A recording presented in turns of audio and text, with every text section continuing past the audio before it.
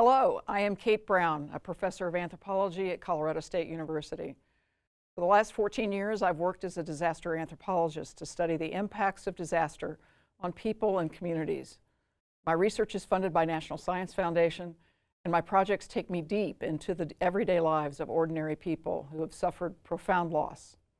After Katrina in 2005, for example, I led a study with a large African-American family to understand the challenges and barriers they faced over many years of recovery.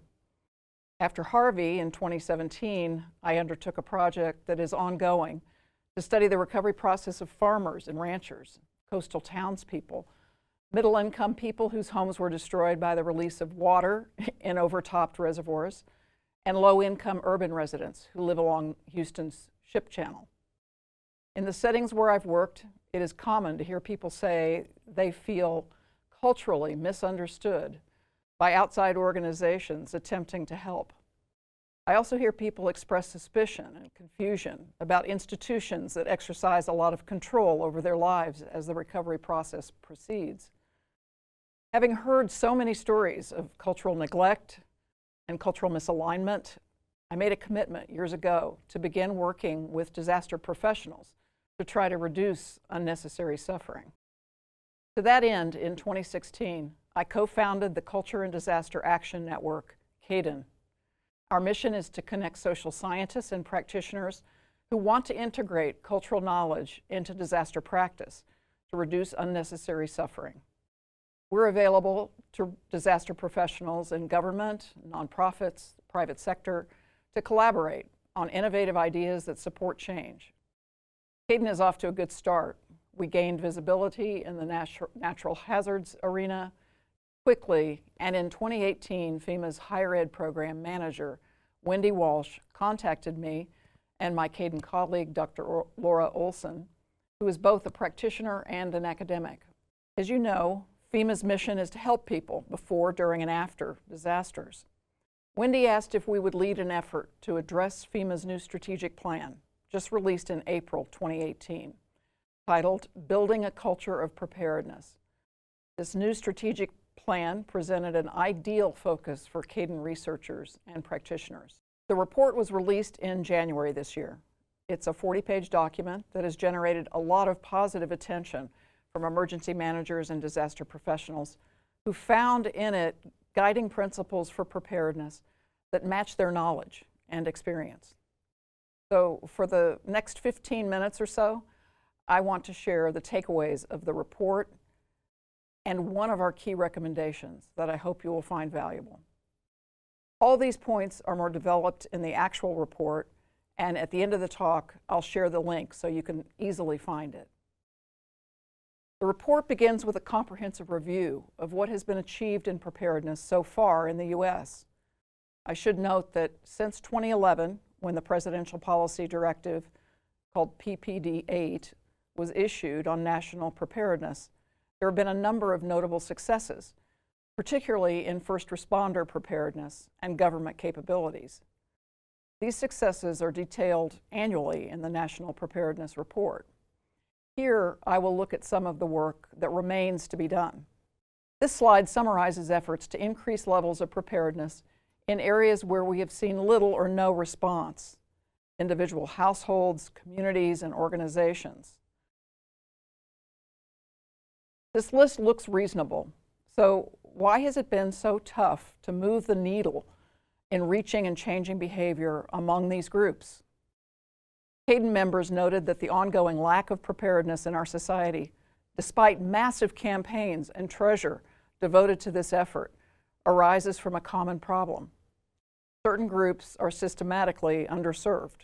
The underserved in this first group seem obvious: frail elderly people, children, poor and low-income households, blind and visually impaired people, and so on. There are many other kinds of people as well in this category of people who are underserved.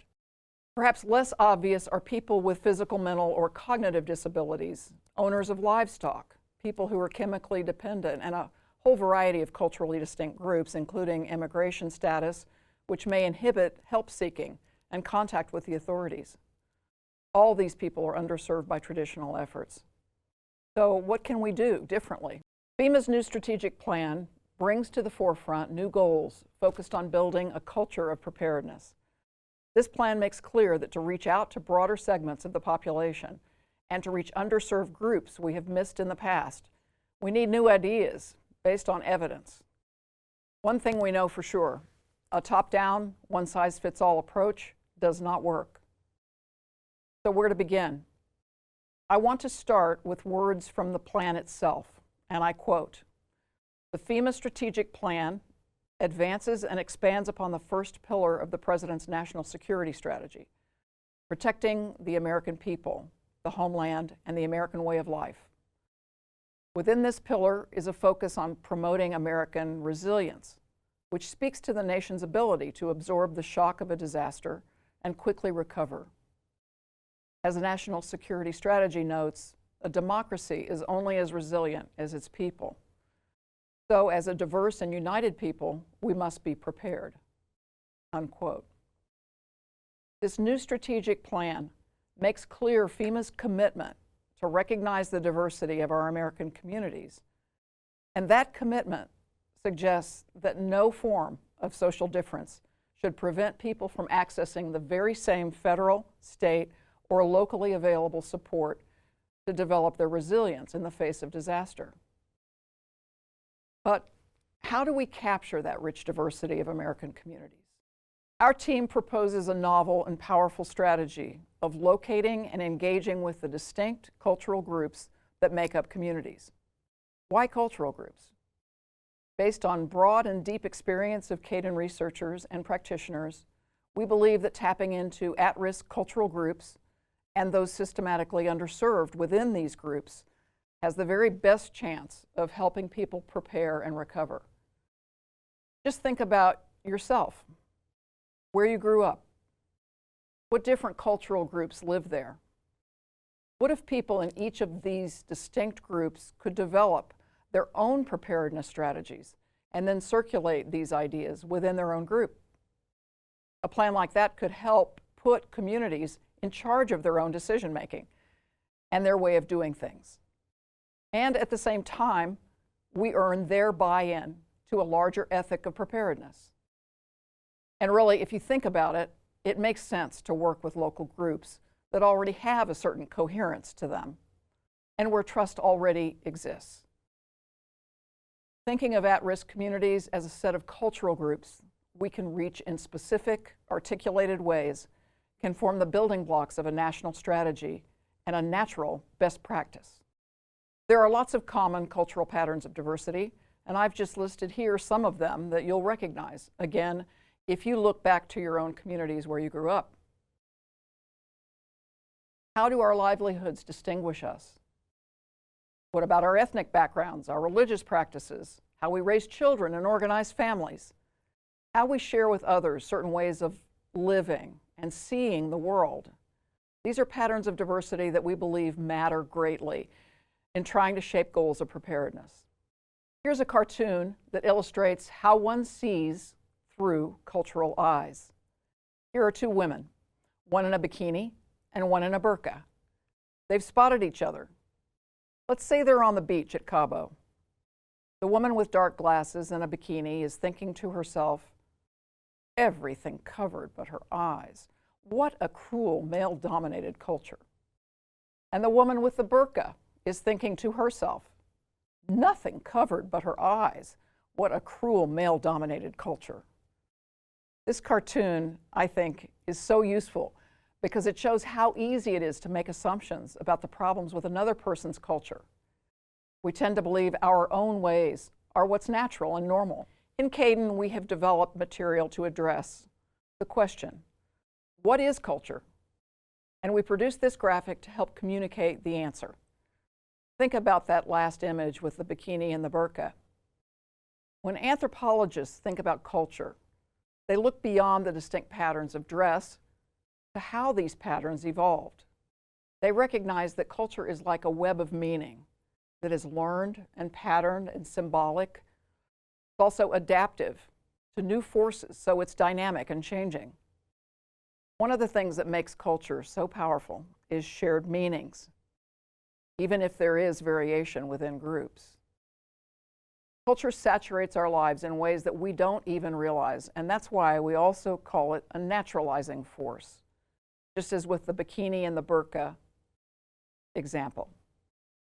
However, your culture has shaped you to see the world, and for most of us, that will define what we see as normal. Culture also matters in the field of disaster work. What is risky? What is safe? What successful disaster response or recovery looks like, feels like? What is rational? What preparedness practices consist of? All these are values that are shaped and worldviews that people hold because of culture. To acknowledge cultural diversity, then, is to acknowledge that American culture is really much more like a mosaic than a monolith. This mosaic perspective would view a single national culture as a composite of the plural cultures within it. So to put it simply, in order to build a widespread culture, a singular culture of preparedness, we have to work from the bottom up by building lots and lots of cultures of preparedness. Engaging with local cultural groups can reach people who never before imagined that our government, at whatever level, actually cared about their safety and security. This Chinese fable illustrates the value of understanding people who are different from us, especially in times of crisis. A monkey and a fish were caught in a terrible flood and were being swept downstream amidst torrents of water and debris. The monkey spied a branch from an overhanging tree and pulled himself to safety from the swirling water. Then, wanting to help his friend the fish, he reached into the water and pulled the fish from the water onto the branch. And I bet you can already guess the moral of this story. Good intentions are not enough. If you wish to help the fish, you must understand its nature. This slide introduces our 4 guiding principles for shaping a culture-based approach to preparedness. One of the central policy recommendations that will be threaded through some of these guiding principles, as you will hear, relates to the use of culture brokers to navigate the space between helping organizations and communities at risk. Trust is to develop trust by understanding culture, context, and the history of communities outside of disaster, as well as when an event occurs.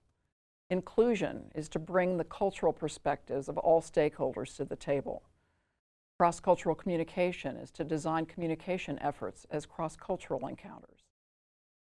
And support for local practices and successes is to learn about the ways people are already prepared and enhance these efforts using culturally aware strategies. So let's look at the guiding principle of trust. All the guiding principles are actually based on this one. There is nothing more potent in navigating cultural differences than trust. It isn't easy for people to extend trust to outsiders when they have been ignored or worse historically by figures in authority. For organizations and agencies to operate with the trust of communities requires investment in relationship building, some knowledge of the historical difficulties of the group, and a willingness to recognize and appreciate the authenticity and value of cultural practices. That's what makes trust between individuals and between individuals and institutions a high-maintenance endeavor. Without trust, preparedness goals are not likely to be achieved. Trust is also a belief in the reliability, truth, or strength of something, and it's critical to nudging change. Just getting information into the hands of people is not enough to shift mindsets or behaviors.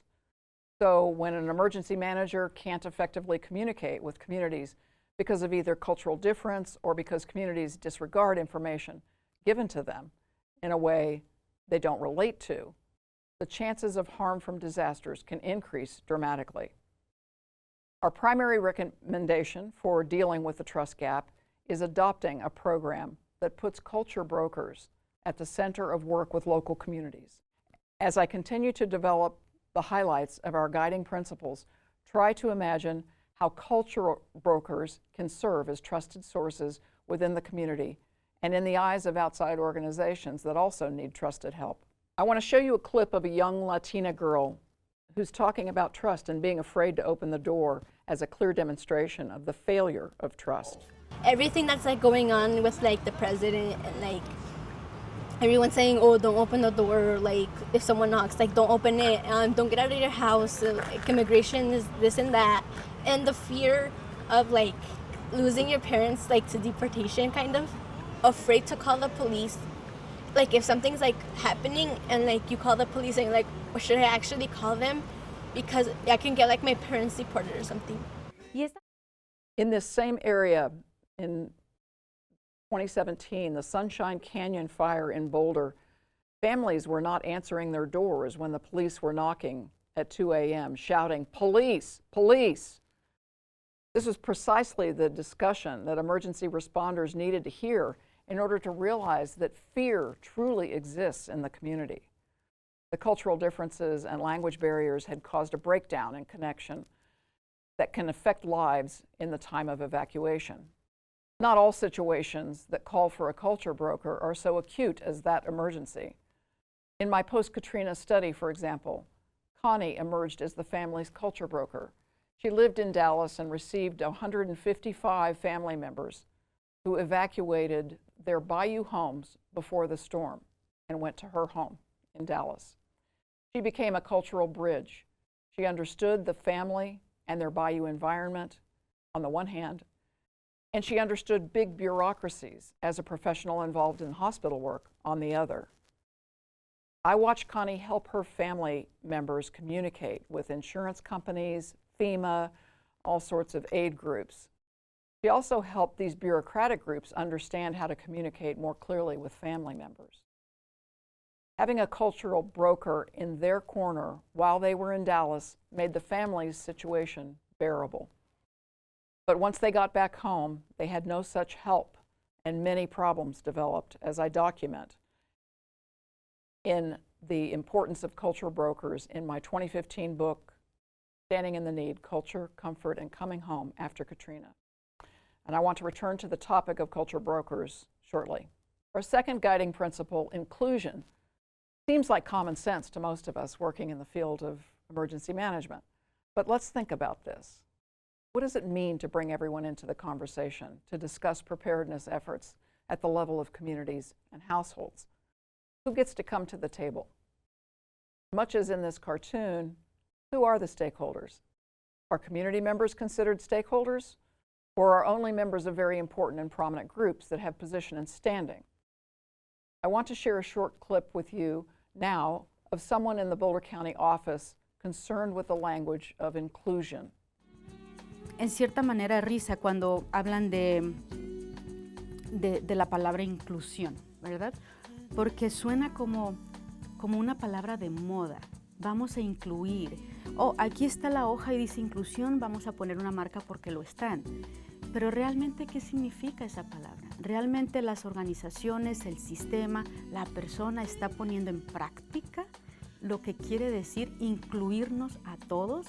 We don't go in as we're the government, we're the experts, we know what to do. We're actually probably least informed in the room about what the needs are, so we really go in with the attitude of tell us what you need, because now you're focusing on it and now you're analyzing your life around that thing of preparedness and the risk you feel and the exposure you have. So this is a good example of how ensuring inclusion in preparedness efforts remains a challenge, not simply a box to check.